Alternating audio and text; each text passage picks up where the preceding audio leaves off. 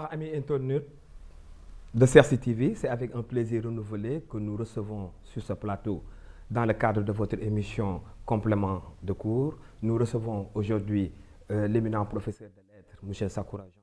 Et au menu de ce numéro, nous allons faire un plongée dans la littérature, depuis sa définition et parmi les courants littéraires, par les courants littéraires et les pensées qui l'ont permis d'être ce qu'elle est aujourd'hui. Bonsoir, professeur. Bonsoir, monsieur. C'est avec un plaisir de vous recevoir aujourd'hui. Plaisir partagé, pas de plaisir partagé. C'est toujours un plaisir de se retrouver sur un plateau pour parler de l'école, de nos cours et partager avec nos apprenants et vos internautes. Voilà.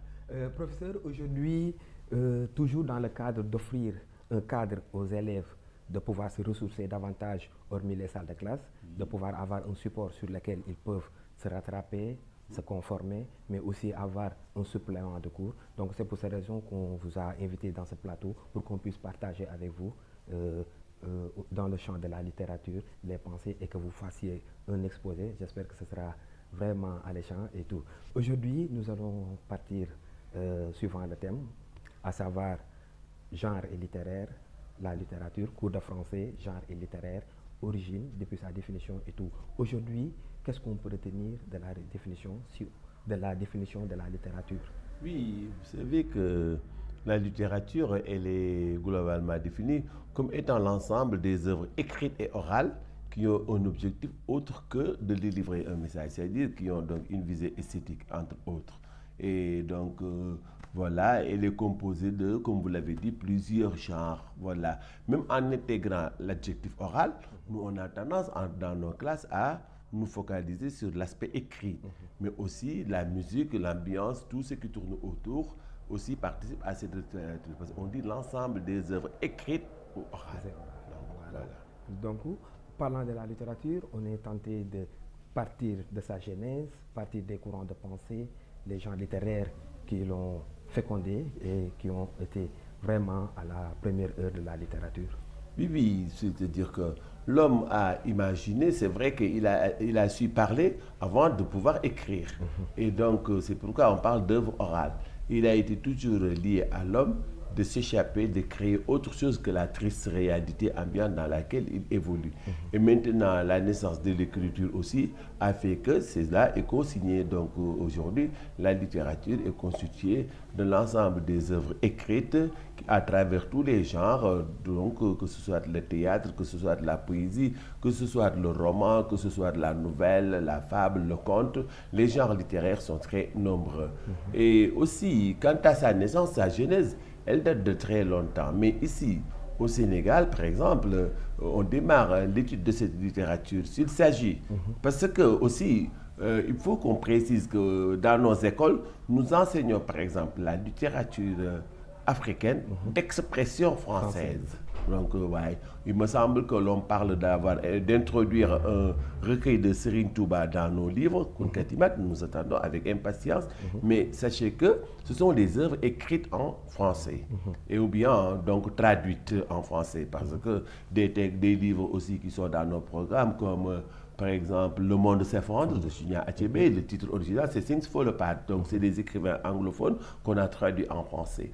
Donc sur la littérature africaine d'expression française, elle est vraiment récente, parce que parlant de la langue française, Senghor dira que c'est ce merveilleux outil trouvé dans les décombres de la colonisation. Donc nous ne sommes pas des toubabs, mais c'est un médium, un moyen par lequel on est passé. Et donc les premiers écrits produits par des Sénégalais en langue française ont démarré en 1920 avec le célèbre roman Les Trois Volontés de Malik de l'ancien instituteur saint-louisien Amadou Mapate Diagne, dont les Gandiolé ont tantôt présenté même un ouvrage de lui qui est posthume. Et donc tous les élèves connaissent un peu cela. Et après lui aussi, il y a une œuvre écrite par un ancien tirailleur du nom de Bakary Diallo. Ça s'appelle Force Bonté. Et la particularité de ces romans, c'est que c'est des romans qui, par exemple, dans Les Trois Volontés de Malik, Amadou Mamate Diagne, l'auteur, ancien instituteur, nous montre un garçon qui a réussi grâce à la colonisation et qui fait fi des problématiques de caste et de division du travail comme on en a chez nous. et aussi par exemple, Force Bonté, l'auteur, qui est un ancien tirailleur, présente la France comme étant une mère bienveillante, pleine de force et de bonté, qui allaite de son sein et amène les lumières de sa civilisation à ses filles que sont les colonies d'Afrique, dont le Sénégal. Donc, c'est dire que ces gens-là, ils font l'éloge de la colonisation en la prenant comme le prétexte qu'on lui a donné, c'est-à-dire une mission civilisatrice. Donc, c'est pourquoi cette production est appelée le roman de consentement. Consentement vient du verbe consentir, c'est être d'accord. Donc, ces gens-là étaient d'accord à peu près sur le fait colonial. Il a fallu attendre 1921 avec le célèbre Batouala de René Maran. Voilà, pour voir un roman réaliste qui vraiment démythifie et montre les véritables affres de la colonisation, qui, loin d'être une mission vraiment fraternelle, véhicule vraiment une exploitation des ressources africaines sur fond de racisme et de violence. Voilà. Batouala, c'est pourquoi on le considère comme véritablement l'acte de naissance de cette littérature même qui, au départ, s'est exprimée à travers le roman, mais va créer aussi des romans de mœurs qui vont suivre, par exemple, comme par exemple, voilà, les premiers producteurs, Nini la Mulatresse, comme aussi Karim de Abdoulaye Sadji et tout cela, avant qu'on arrive vers les années 30, l'intermède de la négritude, qui s'est surtout exprimé à travers la poésie. Mais aussi, la négritude aussi est un mouvement, il faut le dire aux élèves, qui n'a pas ses origines en Afrique. Voilà, elle est née aux États-Unis, où par exemple, la prise de conscience des Noirs américains face au racisme, les combats menés là-bas avec le célèbre roman de Webb Du Bois, Âme Noire, dont un groupe de musique même a pris le titre. Âme Noire en français, c'est Black Souls. On ne peut pas ne pas penser à Degeti et à Awadi avec leur positif Black Soul. Donc c'est là-bas le roman qui a déclenché la prise de conscience. Et l'on se rappelle la célèbre boutade de Du Bois. Par exemple, le mot nègre avait toujours comme adjectif épithète sale. Et lui, il revendique cette négritude. Il dit que le mot nègre qu'on m'a balancé comme une pierre, je l'ai ramassé et je l'ai mis sur ma poitrine. Et c'est vraiment cette fierté qui est déclenchée avec ce mouvement. On se rappelle, on parle de Black Power, mais avant la puissance noire, il y a eu aussi la Black Pride, la fierté noire. Et l'on se rappelle les célèbres citations, voilà, Black and Proud, voilà, noir et fier, voilà aussi, je suis nègre, je me glorifie de ce nom, je suis fier du sang noir qui coule dans mes veines. Il est vrai que ce mouvement parti des États-Unis va irradier la diaspora. Partout où il y a des Noirs, parce que c'est normal, nous sommes l'un des peuples les plus diasporisés, c'est une dérivation que j'ai créée à partir de diaspora. Donc la race noire est une race diaspora. Aujourd'hui, il est rare de voir une équipe internationale qui n'a pas de joueurs blancs parmi eux. Les Français en tombent malades, mais c'est une affaire de l'histoire. Il faut les accepter. Ils appartiennent et habitent là où ils sont. Parce que leurs grands-pères déportés ont participé à la construction de ces pays-là. Il est aussi rare que ce soit dans les Antilles, que ce soit maintenant à Cuba, le mouvement a progressé. Il s'est appelé dans les Antilles indigénisme. À Cuba, il s'est appelé négrisme. Avant d'arriver en France, où il y avait une diaspora intellectuelle venant d'horizons divers, parmi lesquels Léopold Sédar Senghor qui est sénégalais, il y a le Guyanais Léon Gontran Damas, et enfin le Martiniquais Aimé Césaire, qui va même développer le concept néologique qui vont donner le mot négritude, que Senghor définira comme étant l'ensemble des œuvres et cultures du monde noir. Donc ce mouvement d'émancipation qui est la négritude va s'exprimer à travers le genre poétique. Et se donne pour une vocation, les professeurs et les élèves adorent bien cette vocation, une vocation utilitariste, engagée. C'est-à-dire c'est une poésie militante qui lutte pour la libération et la reconnaissance des droits de l'homme noir. Voilà. Et donc, on a vu que après maintenant, cette négritude-là a mené avec sa revendication à la reconnaissance de la race noire et aussi a participé à l'émancipation et à la revendication de cette fierté noire. Mais, par exemple, vous parlez un peu de chronologie et d'histoire, c'est là où il y a l'occasion de voir qu'elle est facile dans la littérature africaine parce qu'elle ne date pas de longtemps. Et les professeurs en ont une approche chronologique et périodisée, avec une première période, donc nous l'avons vu, qui va depuis le premier livre, Les Trois Volontés de Malik, publié en 1920, jusqu'à 1945. C'est tellement pertinent. 1945 qui marque la fin de la Première Guerre mondiale. Voilà.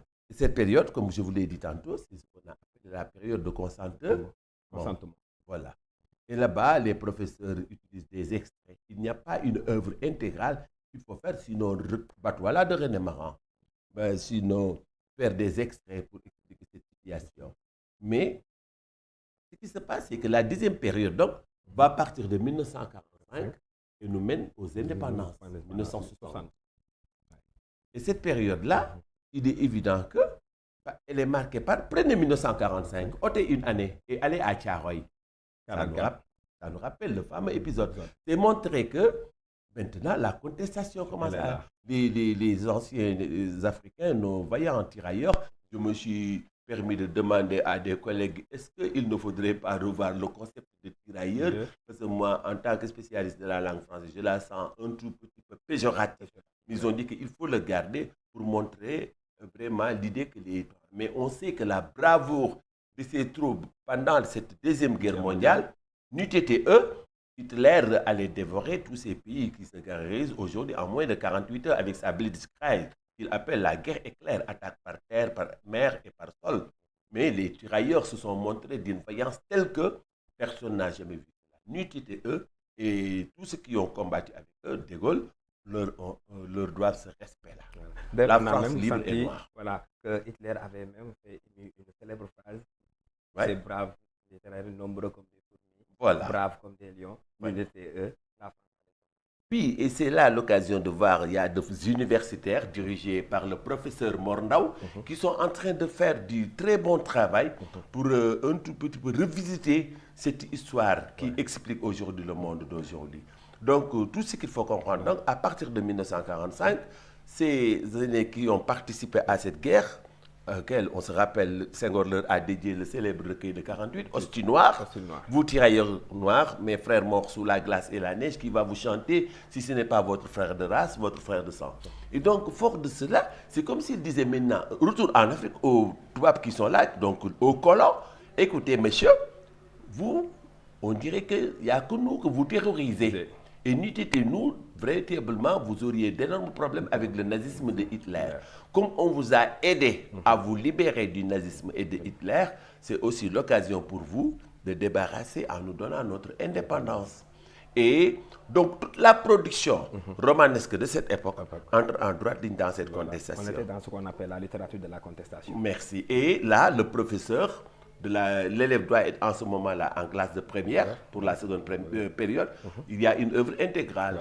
C'est une vie de boy. Une vie de boy. Où, telle une caméra cachée, Tundi tourne dans le monde des Blancs et respecte un tout petit peu le principe de miroir voilà, qui se promène dans l'univers et qui enregistre. Et à travers le regard de Tundi, ce boy, on voit que les Toubabs ne sont pas ce que l'on croyait.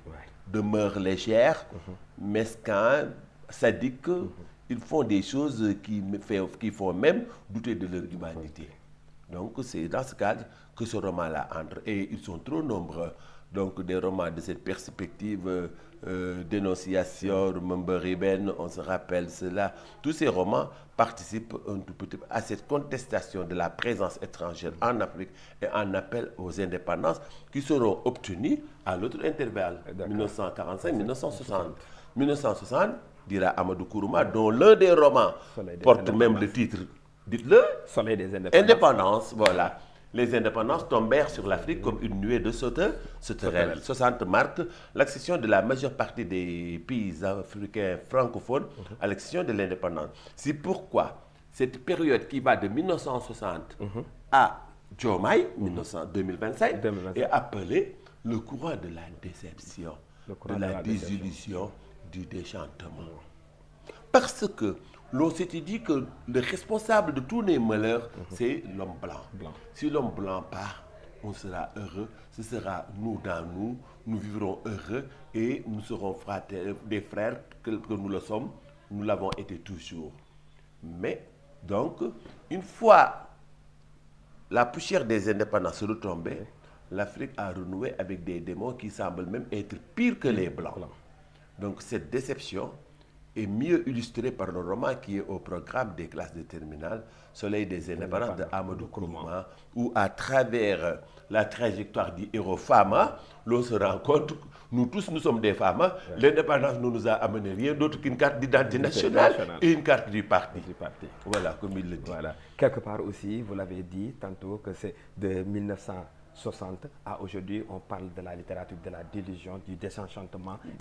Mais aujourd'hui, on voit qu'il y a un vent nouveau qui est en train de souffler sur l'Afrique, tel qu'on le voit avec la rupture du monde occidental. On voit aujourd'hui que des leaders, des jeunes leaders sont venus à la tête de certains pays et ils sont en train d'incarner ce que peut-être leurs aînés n'avaient pas réussi. Aujourd'hui, ils sont en train... C'est aussi une possibilité d'enseigner dans leurs études, montrer que même si leurs aînés avaient échoué, même si leurs aînés n'avaient pas pu faire le travail qu'ils devaient faire, aujourd'hui, il y a des jeunes en tête de ces pays et qui sont en marge pour libérer l'homme noir, le départir de la colonisation, encore toujours du joug de l'homme blanc. Oui, c'est dire que même les œuvres ont toujours joué ce rôle-là. Souvent, il me semble qu'il n'y a pas une exploitation profonde des œuvres qui sont proposées dans les programmes. Peut-être que aussi l'approche qu'on a de l'enseignement de la littérature est une approche progressive, voilà, qui suit le temps. Donc vous avez vu avec la périodisation, première période de 1920-1945, deuxième période 1945-1960, troisième période, c'est ce que nous sommes en train de vivre. Donc même, on pourrait parler dans cette troisième période de l'émergence de cette littérature féminine. Avec la publication d'une si longue lettre de Mariama Ba, Aminata Sow Fall, Sophie Benga et tout autre Calix Beyala ont pris d'assaut les livres, sans compter de ce courant qu'on pourrait appeler le courant de la migritude, incarné par Fatou Diom, c'est-à-dire ces Africains expatriés en Europe. Voilà, Calix Beyala, Fatou Diom, la célèbre sénégalaise, qui sont là en train de lire, avec aussi ce nouveau roman africain incarné par des Mbougar Sarr, voilà, Felwine, et tous ces écrivains qui produisent et qui continuent. Donc, c'est dire que peut-être qu'il faudrait renouveler un tout petit peu les œuvres au programme. Mais ce n'est pas que dans les contenus où il y a ce problème, encore moins que la langue. C'est les contenus qu'il faut actualiser. J'aurais bien aimé, par exemple, j'ai lu le roman de Abbas Dione, paix à son âme, il est parti il n'y a pas 2 ans, La vie en spirale. Ce roman, pour moi, il parle à cette jeunesse face à ces problématiques de drogue, de jus drogué, de bonbons et tout cela. Donc ce roman est une réponse pour qu'on parle aux enfants, etc. Et voilà, ce serait bon. Présentement, même, il y a des écrivains qui sont en train d'essayer de réactualiser La vie en spirale de John. C'est une bonne nouvelle. L'auteur, il le mérite. Vous me l'apprenez. Voilà, et nous allons faire un coucou à Pape Michel du Forum civil. Lui, il est en train de travailler dans ce sens avec beaucoup d'autres. Formidable roman. Bientôt, on aura une production capable de répondre à cela. Vous l'avez Pape fait. Michel, un formidable librophile. Je lui avais dit que voilà, il est atteint d'une maladie, c'est la librophilie. C'est légal et vraiment, ça sème la connaissance. Tout Guédiawaye vous aime et vous respecte. Voilà, il est un véritable ambassadeur du livre. Pape Michel voilà. Professeur, vous avez fait un bref rappel, un excellent rappel de ce qui est la littérature négro-africaine, mais on ne peut pas passer sans pour autant ne pas parler de la littérature d'expression française. Concrètement aussi, parce qu'on va parler de la renaissance, de l'humanisme, de la plaire, ces courants littéraires qui ont permis de la littérature française d'être ce qu'elle est aujourd'hui. Parmi cela, parce qu'aujourd'hui, on pense que les élèves ont besoin de connaître ces courants littéraires, parce que connaître ces courants littéraires leur permettrait d'avoir une assise dans le monde de la littérature française, de même que dans le monde de la littérature africaine. Donc cette trajectoire que vous avez dégagée sur la littérature africaine, on va essayer d'en faire idem avec la littérature française. Oui, M. Ning, vous savez, l'approche littéraire adoptée dans nos écoles est une approche historique chronologique. Voilà, et il y a un point de départ qui nous mène toujours à nos jours en terminale. Donc l'élève, c'est pourquoi d'ailleurs, dans les évaluations qui sont proposées au bac et au BFM, il y a toujours un sujet de culture générale.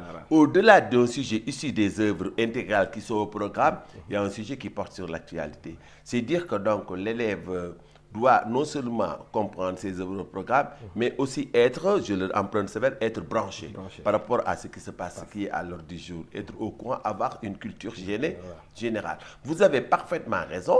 Le Sénégal, se fondant sur cette critique comme incarnée par Madame Sonia Digitata, c'est-à-dire le baobab qui est dans nos armoiries, repose sur une politique incarnée aussi par l'étoile au milieu de notre étendard national, notre ouverture.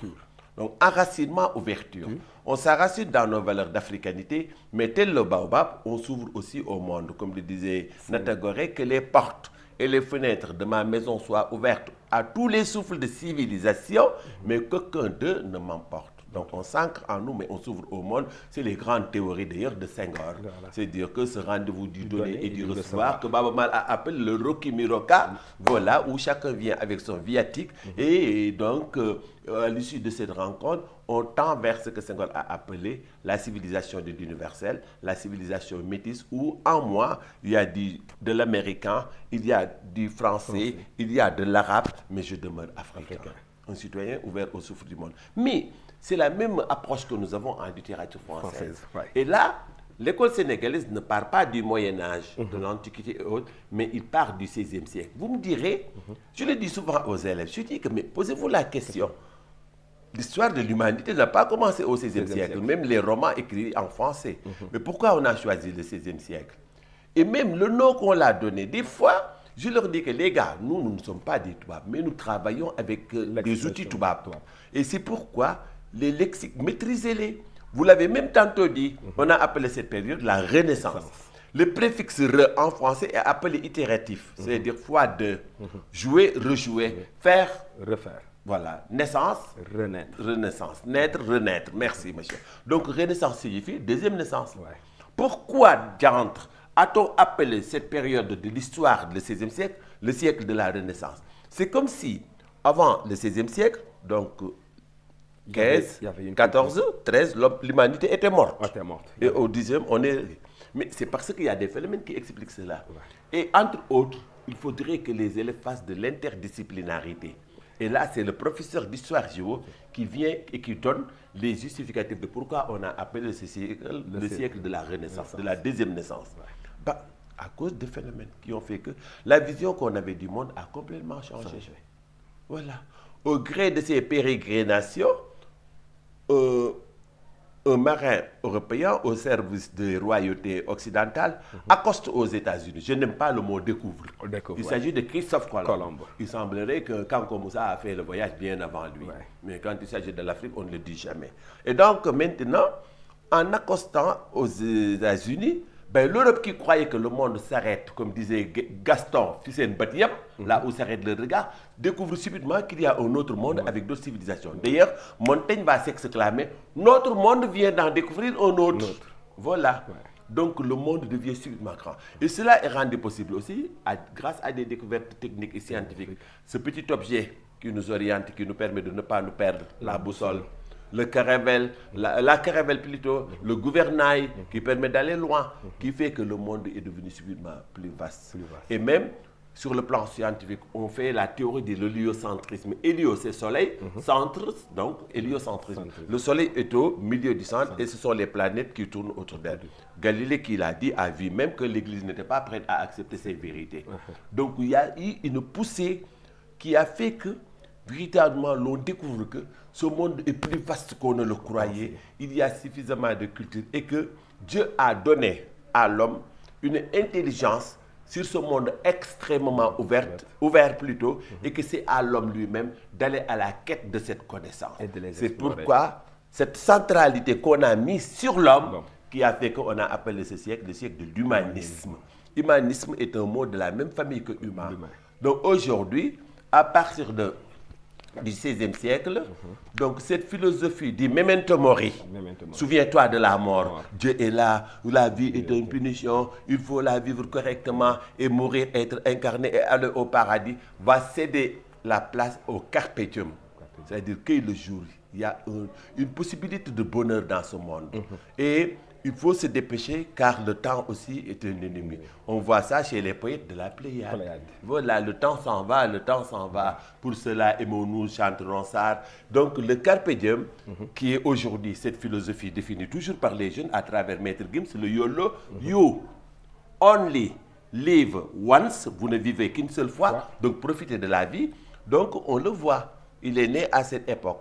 Et les poètes de cette époque ont défendu cette idée en mettant la centralité sur l'homme comme étant un être doué de science, d'intelligence, capable d'absorber toutes les connaissances, comme on se rappelle la célèbre lettre de ce père qui parle à son fils, dont le nom sémantiquement signifie celui qui a soif de tout. Pantagruel de Rabelais. Pan veut dire tout, Gruel qui a soif. Le coronavirus est une pandémie. Une maladie qui touche toute l'humanité. Ismaël Lô dit que je ne suis pas musicien sénégalais, je suis musicien panafricain, donc de toute l'Afrique. Le préfixe pan signifie tout. Pantagruel veut dire celui qui a soif de tout. Et on se rappelle la célèbre lettre de son père qui lui dit que mon fils, maintenant que vous êtes jeune, je vous demande de continuer tout ce que vous apprenez alors que vous aviez 5 ans.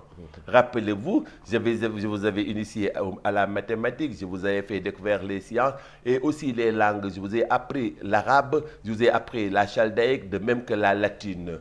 Et il lui dit qu'il n'y ait pas, par exemple, un métaux enfoui sur terre dont vous ne connaissiez pas les noms, des poissons dans les mers, dans les océans, dans les marigots, connaissant les noms par cœur, des oiseaux, il faut les connaître, bref, que rien ne te soit inconnu. Méfie-toi des sciences divinatoires, car comme disait le sage Salomon, connaissance l'entrepoint en âme malveillante et que science sans conscience n'est que ruine de l'âme. Aujourd'hui, on a l'impression qu'il y a beaucoup de sciences en conscience avec ces problèmes d'IA, d'intelligence artificielle. Donc, toutes ces problématiques sont posées. Ce dont il s'agit, c'est nous autres enseignants qu'on s'approprie les programmes qui sont là, qu'on puisse les rendre attractifs pour les partager avec les élèves, pour montrer qu'à l'intérieur de la littérature, il n'y a rien de compliqué. La centralité, c'est l'humain. Or, comme disait le poète, nous sommes tous humains. Je suis homme, tu es homme, et rien de ce qui est humain ne devrait m'être étranger, disait Terence. Et donc, 16e humanisme, c'est l'occasion pour les élèves aussi, dans ce courant de l'humanisme et de la Renaissance, de découvrir un genre littéraire qui est la poésie. Avec cette forme poétique qu'ils connaissent tous, voilà, composée de 14 vers, disposée en 4 strophes, d'un 2 quatrains et 2 tercets, le sonnet. Voilà, il a une origine latine, c'est créé plutôt italienne, par un Italien du nom de Pétrarque. D'ailleurs, si vous faites des sonnets, on vous dit que vous êtes en train de pétrarchiser. Voilà, Pétrarque, c'est lui qui a fondé ce poème, qui a un nom italien, sonetto. Et il a été fortement vulgarisé par les poètes de la Pléiade, notamment Joachim du Bellay et Pierre de Ronsard, que tous les élèves de seconde connaissent par cœur.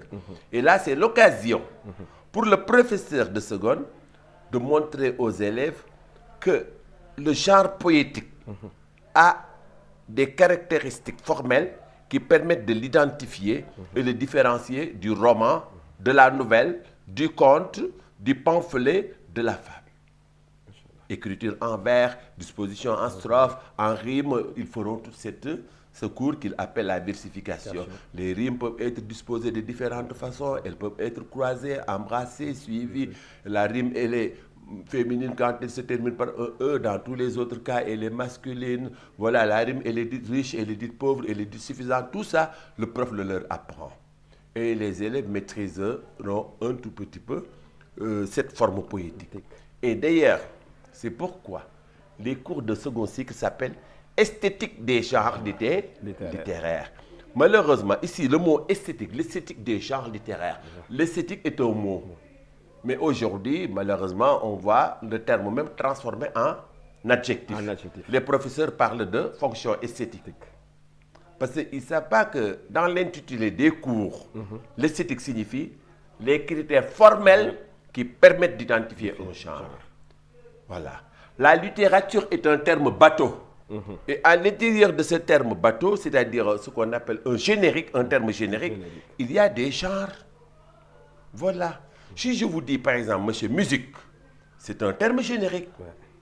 Mais à l'intérieur de la musique, il y a des genres musicaux. Par exemple, comment s'appelle le genre musical que fait Youssou Ndour? C'est du mbalax. Et celui que fait Ngaka Blindé? Du rap. Mais voilà, ainsi de suite. On a d'autres formes. Baba Mal fait du yella. On autre fait ça. C'est la même chose quand tu dis sport. Dans le sport, il y a différents genres sportifs. Et chaque genre a sa terminologie. Par exemple, rien qu'à la terminologie, si je dis tacle, hors-jeu, corner, touche, on est dans quel sport? Le football. Mais c'est celui que fait Sadio Mané. Par contre, Balla Gaye, comment s'appelle le genre qu'il fait? La lutte. C'est la lutte.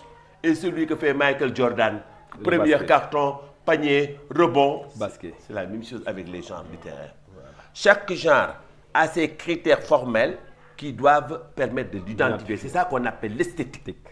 L'esthétique est la marque formelle. Si tu ramènes ça même à l'humanité, voilà. Nous deux, on est classés. La problématique qui fait peur aux gens, de genre masculin. Parce que nous présentons des critères de masculinité. Mam Diarra qui est d'or est de genre femme. Elle présente des critères de féminité. Des cheveux, des boucles d'oreilles, etc. Voilà. Maintenant, si moi j'avais débarqué dans votre émission avec une jupe, des soutiens, des boucles d'oreilles, etc., vous allez dire que notre invité est un transgenre. Transgenre. Donc le genre se reconnaît par rapport à ces critères formels. Vous n'allez pas jouer au football, on vous fait un centre, vous sautez plus haut que tout le monde pour capter la balle et faire un dunk. Non seulement l'arbitre va vous donner un carton rouge, mais vous risquez d'être suspendu. Il faut sauter pour mettre un coup de tête ou bien pour faire un coup de pied retourné. Donc l'esthétique, c'est les critères caractéristiques formels qui permettent d'identifier un genre. Chez le professeur de philosophie, le terme esthétique est défini comme étant la science du beau. Et que même nos femmes, si elles vont au salon, celles qui s'occupent de leur make-up, de leur pédicure, elles l'appellent l'esthéticienne. C'est ça qui a amené la confusion peut-être.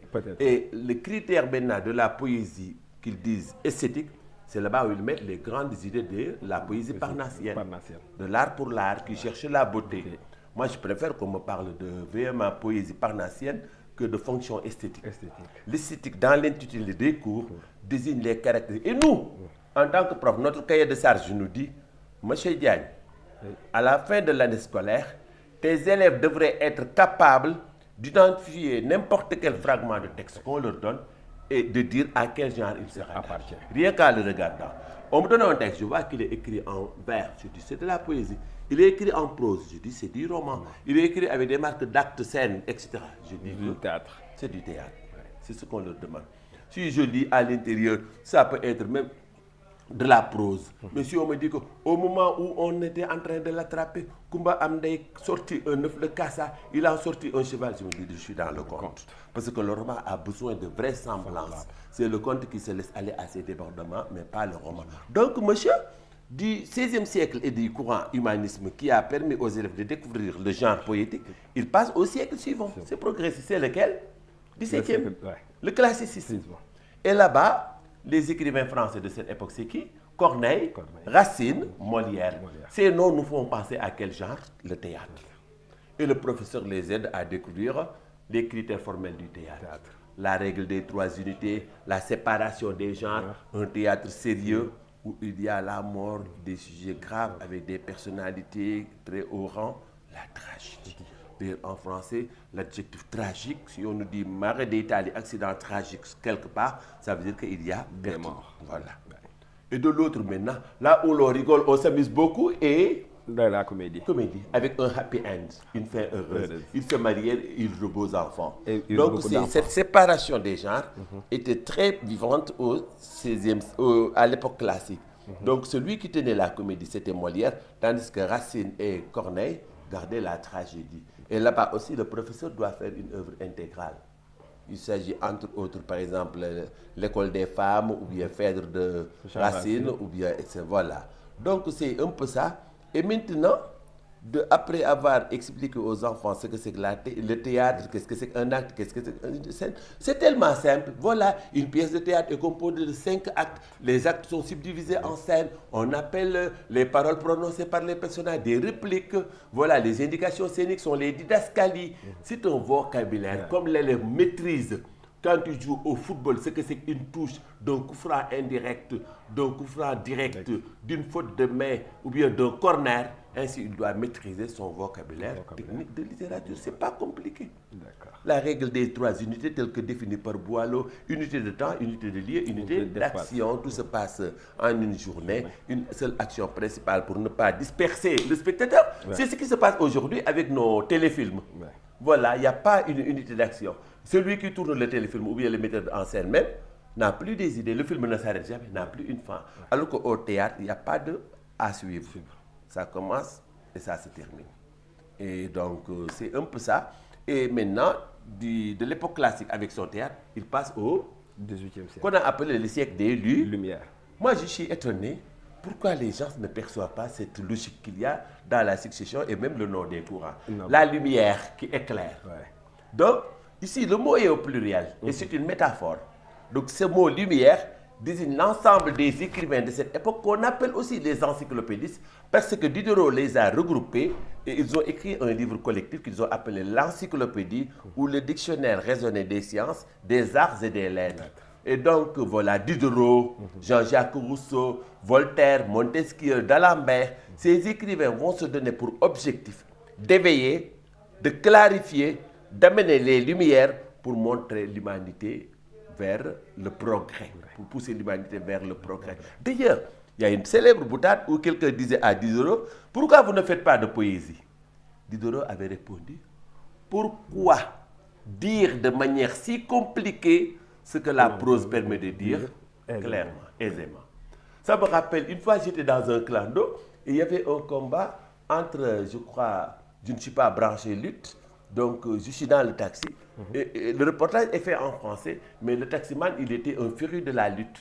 Et il dit, moi je ne sais pas qui a gagné au combat aujourd'hui, je ne sais pas qui a gagné. Et il capte. Et le journaliste qui dit, oui, pour le combat d'aujourd'hui, le lion de Guédiawaye a terrassé l'ouragan de Pikine. Et il me dit, mais monsieur, qui a gagné? Je dis, ben, je ne sais pas. Je fais une transcription textuelle. Celui qui habite à Guédiawaye a vaincu celui qui habite Pikine. Donc c'était Balla Gaye contre, je ne sais plus son nom, tout le monde l'aimait, courageux. Il s'attaquait tout le temps, l'éditeur de Pikine, de la old school. On l'appelait le tonnerre de Pikine, l'ouragan de Pikine. Baboy. Baboy, voilà. Donc c'était ça. Mais le journaliste ne devrait pas faire ça. Il devrait faire ce que Diderot dit. Donc, parce que là, une information doit être exacte. Il devait dire que Balla Gaye de Guédiawaye a vaincu Baboy de Pikine. S'il métaphorise, il poétise, on rejoint. Pourquoi dire de manière si compliquée ce que la prose permet de dire clairement. Moi, je n'étais pas. Donc, finalement, quand je lui ai donné les dates, il a pu faire une relation pour trouver. Donc, ces gens qui se donnent pour vocation d'éveiller les gens, ils ne vont pas dire tu iras chercher derrière l'arme à feu. Non, ils diront que cherche un fusil et battons-nous contre ce qui nous fait peur. Celui qui veut éveiller doit utiliser un langage accessible à son auditoire. C'est l'objectif que se sont donnés les encyclopédistes qui ont utilisé la prose. Rousseau, le contrat social. On a Voltaire, les contes candides qui sont des contes philosophiques qui véhiculent des idées qui mènent vers le progrès. L'esprit des lois, voilà, de Montesquieu. Et leur travail va être tellement formidable qu'ils vont mener le peuple français vers sa première révolution en 1789. Voilà, avec la chute de la monarchie, la proclamation de la République et même la déclaration universelle des droits de l'homme. Les Lumières ont vraiment réussi leur mission. Et l'école est fermée, 18e. La seconde est terminée. L'élève, et vous verrez même vers la fin de l'année, de petites querelles entre Rousseau et Voltaire, qui font que Rousseau écrit un livre pour dire que je ne suis pas tel que Voltaire vous voudrez faire croire. Je m'engage d'écrire un livre dans lequel je vais parler d'une personne dans toute sa vérité sans rien cacher de lui. Et cette personne, c'est moi. L'irruption du jeu dans la littérature qui mène au lyrisme, le romantisme du 19e siècle. C'est pourquoi les professeurs appellent cette période, avec Rousseau, Chateaubriand et autres, le pré-romantisme. Avant que l'élève passe et vienne en première. En première, il démarre avec le 19e siècle. Mais le 19e siècle, je dis que vous ne pouvez pas comprendre ce qu'on vous explique en français sans faire une interdisciplinarité avec le cours d'histoire géographie. Le professeur d'histoire géo appelle le 19e siècle le siècle de la révolution industrielle. Mais tout le monde sait les doctrines sociales, l'émergence des nouvelles classes sociales, bourgeois d'une part, ouvriers de l'autre. Ce combat a tellement traversé l'Europe, les découvertes techniques et scientifiques, la houille, etc. Voilà. On fait que, véritablement, il y a une dispatching de société qui fait que il y a un combat social qui était en train de se mener. Ce romantisme qui porte sur l'imaginaire et qui rêve d'un autre monde, d'un ailleurs très lointain, va être confronté à d'autres qui vont leur dire que, ben, écoutez, monsieur les romantiques, vous passez votre temps à rêver d'un ailleurs. Lamartine dit, amenez René loin de ce monde, ailleurs, etc. Il dit, restez ici et parlez des problèmes d'ici. Soyez des témoins de cette époque. Alors, au lieu de rêver, parlez-nous de nos réalités. Et dans la réalité, on a le mot réalisme. Réel. Et le réalisme est une réaction issue du romantisme. En leur disant que maintenant, comme disait Stendhal, faites du roman un miroir que l'on promène le long de la route. Arrêtez de parler du jeu, parlez des problèmes de la société. En d'autres termes, mettez l'art, l'écriture au service d'une cause. Et l'on se rappelle même les débats qu'il y a par rapport à ça, quand Hugo leur dit que, écoutez, même moi, quand je parle de moi, je parle des autres. Toi qui crois que je ne suis pas ton frère. Et qu'il leur fera un clin d'œil dans les contemplations qui sont au programme à terminal, en faisant un poème comme Mélancolia, où il dénonce le travail des enfants dans les usines. Et je ne sais pas, mais c'est tellement beau, cette évolution de la littérature est comparable à l'évolution du rap sénégalais. À sa naissance, le rap sénégalais était un rap feeling. Boulma Joylo, Mbegel du Love, chanté Djantibi, voilà, Daradji et autres groupes sénégalais. Hein? Mais on se rappelle que c'était un rap feeling, voilà. Et qu'est-ce qui se passe en 1988? Qui Atom 1988, Hop You Bon Yep Lagniwa, Rapadio, qui crie sur tout le monde, mettez le rap au service d'une cause. Vous ne pouvez pas être là à nous chanter des trucs alors que. À nous faire dormir debout. Voilà. Et le Rapadio, à travers cet album et autres, ont vraiment créé un séisme dans le mouvement hip-hop. Avec la naissance de cette tendance qu'on a appelée le hardcore, le rap engagé, dans lequel vont s'engouffrer maintenant bataillon blindé. Le rappeur se fait porte-parole du peuple maintenant et dit tout haut ce que tout le monde pense tout bas. Clin d'œil à Matador, à tous ces grands Awadi, ce qu'on appelle aujourd'hui old school, et qui mériteraient même que les chefs d'État les appellent et les décorent, comme ça se fait en Europe. Car ils ont participé, grâce à leur musique aussi, à l'éveil de conscience des masses. Et donc, vous voyez, donc c'est comme ça, cette déflagration incarnée par Rapadio, mais c'est la même chose que tu vas avoir avec le réalisme. Le réalisme va demander qu'on parle de la réalité. Et il va même se systématiser avec des découvertes techniques et scientifiques comme par exemple l'hérédité que Mendel venait de découvrir, les collègues de SVT connaissent. Mendel dit que voilà, il y a des choses qui se transmettent de père en fils, comme on dit chez nous, et donc, Émile Zola va répercuter ça pour montrer que, par exemple, certaines tares sont héréditaires. C'est pourquoi les romans d'Émile Zola racontent des histoires de famille. Sa collection, les Rougon-Macquart, ou l'histoire naturelle d'une famille sous le Second Empire, lui permet de véhiculer ou de garner cette thèse de l'hérédité à travers les personnages. C'est plus de 80 romans où tous les personnages sont des parents. D'accord? Et donc, si on vous dit, j'ai tendance à dire aux élèves, si on vous dit qu'est-ce que c'est que le naturalisme, répondez tout simplement, c'est un réalisme qui se veut scientifique. Donc, avec des œuvres comme Germinal, et le célèbre aussi L'Assommoir, il témoigne du monde ouvrier de cette époque, etc. Donc, ce qu'il faut remarquer aussi, c'est que ces courants se sont illustrés à travers le genre romanesque. Le réalisme et le naturalisme n'ont pas fait de poésie, ils ont fait des romans. Et là aussi, le prof même doit étudier une œuvre intégrale en première qui s'appelle Madame Bovary de Gustave Flaubert. C'est l'œuvre intégrale à faire. Et là, ça évolue aussi. Et nous verrons qu'une autre réaction naîtra de ces conflits. Pour dire à jour, naturalisme, ce qui est concret. Réalisme, la réalité. D'autres viendront pour dire aux gens que, écoutez, nous sommes des artistes, qui dit poésie dit art, qui dit écrivain doit dire poète, et vous nous mettez dans des problèmes bassement matériels. Le poète doit chercher autre chose de supérieur. C'est la naissance de l'école parnassienne, l'école de l'art pour l'art. Ces gens diront qu'il n'y a de vraiment beau que ce qui peut servir à rien, tout ce qui est utile est laid. La fonction du poète, c'est de chercher la beauté, rien que la beauté. Une œuvre d'art d'Ura-Gautier ne devrait contenir aucun message politique, social ou religieux sous peine de déchoir. Seule la musicalité engendrée par les vers devrait être privilégiée. Ça mène à cette poésie parnassienne qui cherche la beauté avec des poètes comme Verlaine, de la musique avant toute chose. Voilà, et cette musicalité aussi.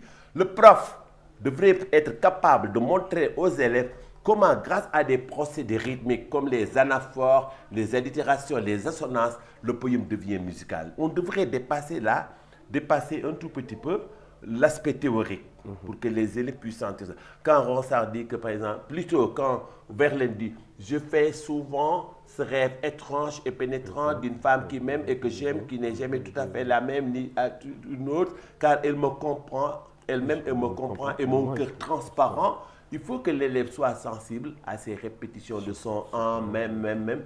Et aussi que le prof leur montre que ce ne sont pas des particularités liées au toubab. Voilà, quand on leur dit que voilà, cette procédé de style s'appelle allitération, c'est la répétition d'un son à l'intérieur d'un vers. Voilà, pour qui sont ces serpents qui sifflent sur nos têtes. Voici que décline la lune lasse vers son lit de mer état. Ben dites-leur Bamba Bayu Basal Bara. Dites-leur Serigne Fallou la Yalla Fale Moy Falate. Olof yi xam nañu loolu. Ils connaissent ces procédés qui ne sont pas l'exclusivité d'aucune culture. Donc des fois, cet échange et ce transfert dans leur langue et leur culture permet de montrer, ah mais tiens, c'est vrai, c'est musical. Pourquoi celui qui a dit Bamba Bayu Basal Bara, il n'a pas dit Serigne Saliou qui est très célèbre, comme Baye Lahat aussi. Mais il voulait Bass et Bara parce que leur nom contient des B. Voilà. Donc c'est recherché. Il y a un effet de style qui est cherché. Et donc ce courant qui cherche la beauté, la musicalité, c'est le courant parnassien. Et vous savez, c'est tellement cohérent, M. Nying. Le matérialisme ambiant a éloigné les humains de Dieu, de l'idée de Dieu, de la religiosité. Et quel est ce courant qui va venir, qui va dire que, écoutez, il n'y a pas que le matériel qui compte, il n'y a pas que la beauté qui compte. Et dans ce monde, l'essentiel est invisible à l'œil nu. On ne voit mieux qu'avec le cœur, avait dit l'auteur de Vol de nuit des enfants de 3e, Antoine de Saint-Exupéry. Oui. Et cette philosophie qui perçoit le monde comme étant une image d'une autre réalité, comme étant le symbole d'une autre réalité, va s'appeler le symbolisme. Incarné par Charles Baudelaire avec son célèbre recueil Les fleurs du mal. C'est pourquoi il y a un rappeur que j'ai vu, quand j'ai vu par exemple le poème phare de Baudelaire, c'est-à-dire par exemple l'Albatros, mais aussi Correspondance, la nature est un temple où de vivants piliers l'espérance. Baudelaire, avec son symbolisme, repose sur le postulat comme quoi toute chose, entendre ce qui n'est pas dit. L'album s'appelle aux États-Unis Unspoken Things, les choses qui ne sont pas dites. Il se trouve dans un album qui s'appelle Hippie, que les Américains ont rendu sous le titre de Eyes Open. Eyes Open. Youssou N'Dour ne dit, bul ne xott te doo gis. Bob Dylan avait dit, so easy to look, so hard to find. Xulli yomb na mais gis moo jafe. Donc del moytu di xulli tey gis la sa ginnaaw. Youssou N'Dour dit, bul ne xott te doo gis, del xool la sa ginnaaw. Donc il y a une sorte de corrélation et d'universalité de la pensée humaine et des préoccupations poétiques qu'on devrait partager pour montrer que la poésie est un langage universel. Mais surtout, que les professeurs aussi respectent cette chronologie des courants littéraires. Parce qu'ils sont sous-tendus par le principe de la voix. Rien ne se perd, rien ne se crée. Tout se transforme. Voilà. J'ai l'habitude de dire aux élèves que le romantisme, c'est le PDS. Victor Hugo, c'est Ablaye Wade. Maintenant, Macky Sall, c'est le symbolisme. C'est plutôt le réalisme. Idrissa Seck, c'est le naturalisme. Voilà, etc. C'est la même chose. C'est comme des branches. C'est tous des romantiques. C'est des amis. Mais les profs l'enseignent mal. Ou bien tu vois un professeur qui, en seconde, parle aux élèves du Parnasse. Donc, il faut respecter la chronologie pour que l'élève puisse sentir que c'est des témoins qu'on se transmet de génération en génération et qu'il sente que lui aussi, il est témoin d'une époque et on lui a remis le témoin qu'il va remettre à d'autres. Et d'ailleurs, l'esthétique, nous pouvons le définir comme, donc, nous pourrons la définir comme étant la conception de la beauté qui correspond à un temps de civilisation bien déterminé. Je le dis souvent, s'il n'y avait pas de changement d'esthétique, il n'y aurait pas de courant littéraire. Ce qui est sûr. Oui, vous-même comme moi, nous avons à la maison une photo, quand nous la regardons, nous rions de nous-mêmes. Ouais, Regarde comment je suis habillé. Mais maman, comment tu as pu me faire ça? C'était le jour. Alors que ce jour-là, peut-être, tu étais le plus beau du quartier. Tu avais mis des habits plus chers. Avec des pas d'éléphant et tout ça. L'esthétique a changé. Le monde a évolué. La mode aussi a évolué. C'est la même chose. On peut dire que les courants sont à la littérature ce que la mode est aux humains, à la société. Certains disent que ouais, Igo, les romantiques, vous êtes des c'est la même chose. C'est la même chose. Et tu peux faire la même évolution à travers la musique. Tu verras par exemple Rapadio qui faisait le rap hard et dur, et tout le temps les gens ont peur. Comme Igo, quand il a fait par exemple le drame romantique, le théâtre romantique du 19e siècle. C'est pas Hernani? Oui, avec Hernani. Mais d'ailleurs, vous l'avez dit, Hernani, quand Igo l'a joué la première fois, il y avait une bataille, la célèbre bataille de Hernani, dû au fait que des gens ont insulté Igo, comme aujourd'hui, certains s'attaquent à Fata. Pour dire que, ouais, tu as mélangé le rap et le mbalax. Fata dit que, voilà, Mathieu Roch Savar ne le tegle. Ce mélange des genres a toujours fait peur. Igo aussi a mélangé la tragédie et la comédie en créant un genre hybride intermédiaire qu'il a appelé le drame romantique, avec des innovations. Donc, en gardant certains principes, mais ce n'est pas compliqué. C'est pas compliqué. Si les courants sont bien expliqués, nos élèves vont bien comprendre. Et s'ils comprennent, ils comprennent les enjeux qui sont liés au courant. Et ça pourra les aider dans les exercices littéraires, notamment à la dissertation, à avoir des arguments, car une dissertation n'est rien d'autre qu'un débat. On vous demande votre point de vue par rapport à un débat. Voilà. Et puis d'avoir des positions par rapport à un sujet bien défini. Et de donner, oui. Comme je disais que, il y a beaucoup d'accidents dans la route. Quelles mesures préconisez-vous? Tu donnes ton avis. Une dissertation, c'est un peu du wax khalat argumenté. Voilà. Donc, qui sous-tend maintenant à des problématiques liées à la scolarité.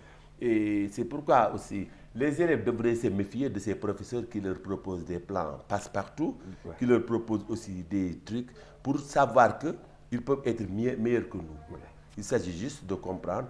Nous, il y avait des années, on avait des élèves, ils vous présentent des introductions, des trucs, mais vous êtes séduits, vous êtes contents. Mais aujourd'hui, avec ces renforcements à n'en plus finir, il y en a même qui proposent des plans en béton et autres.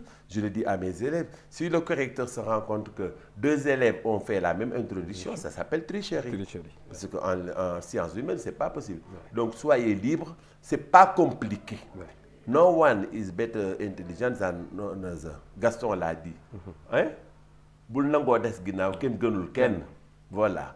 Donc xel ñepp ko bokk, ñepp la ko yalla baxé, comme disait le bon sens est la chose la mieux partagée. Voilà, je crois. C'est au XVIIe siècle, c'est Descartes. C'est Descartes. Voilà. Dans le donc discours de Gaston le reprend. Voilà. Ken gënul ken. Bul nango des ginaaw. Waaw, bul nango des ginaaw. D'accord. Voilà. Donc merci professeur. On a vu que vous nous avez parlé de la genèse de la littérature française et aussi la genèse de la littérature africaine, d'expression française, ce qui forcément doit permettre à l'élève d'avoir, parce que l'élève ne peut pas se permettre d'exposer ou bien de disserter sur un sujet littéraire sans pour autant connaître les courants et les pensées qui l'ont précédé et qui ont permis même à la poésie, le roman, de même que le théâtre, de s'asseoir. Donc ces courants ont permis, ces courants ont fait naître des écrivains, ont fait naître des romantiques, ils font naître aussi beaucoup de personnes qui ont pris la plume, qui ont permis de... Aujourd'hui, on va essayer juste de faire, avant de terminer, parce qu'on est à l'approche de la fin de notre émission, mais avant de partir, on va juste glisser, faire un petit ricochet en parlant de la dissertation. Oui. La dissertation, comment l'élève doit appréhender la dissertation face à un sujet qui lui est proposé. Oui, et savoir que l'étude des courants ne s'arrête pas aujourd'hui, que l'élève sente que lui-même, à son époque, il est continuateur de ces courants. Au XXe siècle, ça va le mener vers l'existentialisme sartrien, vers l'absurde d'Albert Camus. Et aujourd'hui, en littérature africaine aussi, on peut parler de cette microétude et de cette écriture féminine. Mariama Ba est de la défunte, très présente grâce à une si longue lettre. Aminata Sow Fall, Respect Madame, et toutes ces grandes dames qui illustrent cette littérature africaine, la New Wave, pour parler de cet anglicisme, pour désigner la nouvelle génération, les Felwine Sarr, les Mbougar Sarr, tous ces grands écrivains qui produisent Betty, tout ça, on vous connaît. Donc poétiquement, il y a un remous dans lequel l'élève doit sentir que lui est un continuateur et que même il pourrait faire une œuvre qui serait objet d'étude pour la postérité. Et donc maintenant, la dissertation, elle fait partie des exercices phares du bac. Vous savez, monsieur, cette discipline qui est le français, la littérature, elle est la plus facile. Et j'ai l'habitude de dire à mes élèves que, véritablement, l'éducation physique, le français et l'histoire géo sont des matières qui aident l'élève à faire le large au bac. Ça s'apprend. Le français, c'est une compréhension. Regarde le français. On a 4 méthodologies. 4 exercices vous ont proposés au bac. La dissertation, le commentaire suivi, le commentaire composé, le résumé suivi de discussion. Normalement, tout élève véritablement qui a fait la seconde, la première, la terminale, devrait être capable de maîtriser une méthodologie qui lui permet, quel que soit le sujet qui lui est proposé, de pouvoir travailler à partir de 14. Je le dis aux élèves, je dis que le bac là, le réussir, ce n'est pas un exploit, c'est la suite logique de votre formation. Il va dire, moi j'ai eu 15, j'ai eu 14 en France, je regarde quoi. Mais monsieur, vous n'avez pas, je dis, mais attends, moi je n'enseigne pas pour que tu n'aies pas la moyenne, franchement. Et puis je sais que tu es capable de le faire. Sinon, félicitations, ce n'est pas compliqué. Ce n'est pas compliqué. Mais aussi, il faut que les apprenants aient aussi le sens de l'effort en faisant l'effort au moins de lire. Ça ne sert à rien de s'inscrire à tous les cours de renforcement possibles. Ça ne sert à rien d'acheter tous les fascicules du monde. Ça ne sert à rien de déclarer tel prof est meilleur qu'un autre si toi, tu ne fais pas l'effort d'acquérir ta connaissance. Oui. J'ai un ami qui disait que Djang est synonyme de Giancarlo et de Jack. Ouvrez les cahiers, apprenez vos trucs. D'ailleurs, la Bible dit cherche et tu trouveras. Et chez nous musulmans, le premier verset, Firloun Amri, Iqra. Apprenez. Donc, il n'y a pas de miracle. J'ai l'habitude de dire aux élèves que l'école est une métaphore du sport. Les meilleurs, il n'y a pas de meilleurs. Il suffit d'avoir le courage d'aller aux entraînements. Et vous êtes meilleurs. Donc, et parmi ces exercices qui sont proposés à l'évaluation figure la dissertation. La dissertation, qu'est-ce que c'est? C'est un exercice qu'ils connaissent et qu'ils pratiquent depuis la 4e au collège. Donc, c'est juste un thème qui est donné qu'on appelle un sujet. Le mot sujet et thème sont synonymes. Par exemple, le sujet de cette émission, c'est la littérature. Vous n'avez pas le droit de venir ici nous dire que waouh, Zos Boudiapé, ben, vous êtes hors sujet. On ne parle pas ici de lutte. Encore moins de nous dire que oui, Sadio Mané a signé le Real, ce n'est pas ici. Donc, un sujet, c'est un thème. Par exemple, moi, si je vais chez Bekay Mbaye, pour dire que oui, monsieur Bekay, l'hyperbole, il va dire, monsieur, dégagez. Ici, on parle de Balaguer et de Modulo. Donc, un thème, c'est le sujet, ce qui porte sur l'objet de la discussion. Et maintenant aussi, que ce soit n'importe quelle émission où on invite des gens qui ont des connaissances sur les sujets donnés. Vous avez des connaissances sur les sujets qui sont donnés au bac. On ne va pas vous dire que une telle personne, par exemple, a acheté des poulets pour faire un élevage, donner les vaccins, mais non, on vous interpelle sur des problèmes que vous avez appris. Un sujet, on vous demande votre... Et la dissertation, je dis que même les Sénégalais devraient être forts dans cet exercice, dans la mesure où c'est un exercice qui permet de donner son point de vue. Voilà, qui permet de donner son vie. Et tous les Sénégalais adorent ces émissions d'after télé qu'on appelle Warsa Khalat. La dissertation n'est rien d'autre qu'un Warsa Khalat. Voilà. Donc vous donnez votre point de vue sur un point sur lequel vous êtes interpellé. Et ce point de vue obéit à une organisation formelle avec des parties. Voilà. Et souvent, ce que l'on voit, souvent, même dans les salles de classe, ce que l'on voit, dès que le professeur annonce le sujet, on dit que ça parle de ça. Alors qu'ils ne prennent pas le temps de disséquer le sujet, de l'observer, de l'étudier, de le décortiquer comme on a l'habitude de le dire. D'abord, il faut savoir qu'est-ce qui fait le sujet, quels sont les mots qui sont en corrélation. S'il s'agit de la littérature, mis en rapport avec la science. S'il s'agit de la littérature, mis en rapport avec une telle discipline et tout. Donc, il faudrait d'abord savoir de quoi on parle. Littérature et sciences. Ouais. Oui, oui, absolument, absolument. Ouais. Bien cerner les termes essentiels, les professeurs ont l'habitude de parler comme méthodologie, de souligner les mots essentiels. Par exemple, quand on te dit un sujet, par exemple, commenter et discuter cette pensée de Hugo. La poésie est un instrument et non un ornement. Un ornement. Voilà. Donc, instrument qui sert à quelque chose, ornement qui embellit la beauté. Oui. Mais automatiquement, je sais que ici, Hugo pose la problématique de l'utilitarisme. Que la poésie doit défendre une cause, doit servir à quelque chose. Et il sous-entend une sorte d'attaque au parnassien. Même dans la formulation du sujet, on a une attaque au parnassien grâce à la répétition de deux mots de prononciation voisine. Paronomase, ornement, instrument, accident, incident. Voilà. Donc, en faisant comme eux, ils font, pour dire que vraiment, ça pose la problématique de l'art engagé par rapport à l'art pour l'art. Voilà. Ce n'est jamais compliqué. Et aussi, que les élèves fassent l'effort de comprendre les enjeux liés au genre littéraire. Voilà.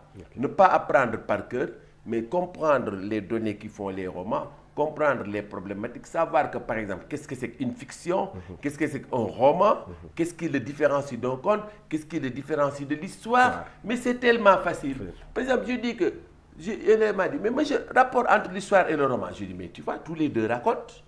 L'histoire raconte, le roman raconte. Donc, c'est des récits. En français, le terme récit signifie un texte qui raconte des événements. L'histoire raconte, le roman raconte. Ouais. Mais quelle différence il y a entre ce que raconte le roman et ce que raconte l'histoire? L'histoire se définit, elle, comme étant l'étude objective et scientifique des faits du passé. Tandis que le roman, lui, il est imaginaire, il est fictif. Donc, le roman est un mentir vrai. Tandis que l'historien est assujetti à la vérité. Ce qui a fait dire au frère Tarot, le roman est une histoire qui aurait pu être, l'histoire est un roman qui a été. Voilà. Et donc aussi, par exemple, le roman et le conte, ça amène la problématique de la vraisemblance. Le roman se veut réaliste. Un collègue avait dit qu'un roman est une asymptote de la réalité. Et lui est parallèle, mais n'est pas la réalité. Et donc, par conséquent, le roman ment pour mieux dire la vérité. C'est un mensonge. Comme disait Aragon. Ce qui est menti dans le roman est l'ombre sans quoi vous ne verriez pas la lumière. Et dire que, par exemple, aussi, le roman aime la vraisemblance. Dans un conte, vous avez le droit de dire que, par exemple, il casse à un œuf, il a sorti un cheval, il monta sur le cheval s'envola. Vous n'avez pas le droit dans un roman. Le roman se veut vraisemblable et réaliste. Et plausible. Raconte des choses que l'esprit peut accepter comme étant réelles. Voilà, ce qui peut paraître vrai, mais qui ne l'est peut-être pas. C'est pertinent, hein? Ces comparaisons permettent à l'élève de saisir un tout peu toutes ces données que les professeurs peinent à leur faire comprendre. Et les problématiques ne sont pas très compliquées. On les accompagnera davantage. Professeur, on est presque à bout du temps qui nous est imparti. Oui. Et donc, vraiment, j'aimerais continuer cette discussion, d'échanger encore une fois, parce que là, je suis en train de me ressourcer davantage des choses que j'avais complètement peut-être oubliées, si je peux dire ainsi. Mais vraiment, c'est un plaisir de vous avoir reçu aujourd'hui dans le cadre de ce complément de cours, dans le cadre de cette émission d'interaction qui permettra certainement à beaucoup d'élèves de s'enrichir au niveau en termes de connaissances. C'est nous, les professeurs, qui devraient vous remercier de ces démarches que vous faites. Aujourd'hui, par exemple, les médias sont incontournables, surtout la télévision. Donc, si véritablement vous adaptez, par exemple, votre médium, c'est le singulier des médias. Votre médium a une cause utile d'enseignement. C'est nous, les professeurs, qui devrons vous remercier et de nous aider même à intégrer ce nouveau médium pour partager davantage nos maigres connaissances qui vont s'enrichir chez les autres grâce à l'interaction, car voilà, c'est toujours enrichissant d'échanger avec tout le monde, d'apprendre, les autres s'enrichissent, et cette fertilisation réciproque est véritablement la bienvenue et tous les enseignants en ont besoin. Et j'en profite pour dire à tous les collègues, voilà, de prendre cette habitude de partager à travers les médias. Ça fait, les enfants sont connectés sur leur téléphone et qu'on aille les trouver là-bas pour partager avec eux certaines choses. Voilà, c'est à moi de vous remercier, monsieur. Merci, professeur. Chers internautes, nous sommes pratiquement à l'issue de votre émission. Donc, nous vous donnons rendez-vous prochainement avec peut-être un autre professeur et peut-être bien avec, encore une fois, le professeur de lettres Sakura Jean dans un autre numéro. Là, on parlera davantage de ce qui est le romantisme et peut-être même on aura le temps de faire des esquisses, de commentaires, de résumés pour pouvoir vous donner le maximum de chances pour que vous puissiez être à l'aise le jour J de votre examen. Et nous vous remercions et vous donnons rendez-vous très prochainement dans un autre numéro. Merci, nous vous remercions. Jërë ngeen jëf. Merci.